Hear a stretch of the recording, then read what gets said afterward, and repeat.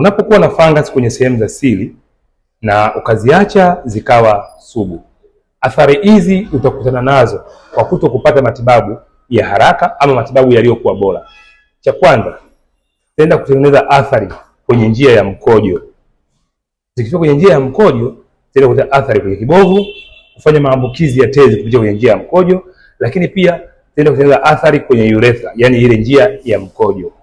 Na hali hii pia itaenda kutengeneza madhara makubwa sana kwenye hali ya kushiriki tendo la ndoa. Ina maana mfumo wako wa homoni hautokuwa sawa. Homoni ya testosterone itashuka, na hiyo kupelekea kupoteza matamanio ama hamu ya tendo la ndoa, lakini pia kufanya maumbile yako yakasimama legelege ama kushindwa kurudia tendo ama kuliendea tendo. Lakini kichwa cha habari ni hizo fangasi ambazo uliziacha yapata mwaka mmoja nyuma. Na maana kila mwanaume amezaliwa akiwa na nguvu za kiume. Ukiona huna nguvu za kiume, jua kuna sababu.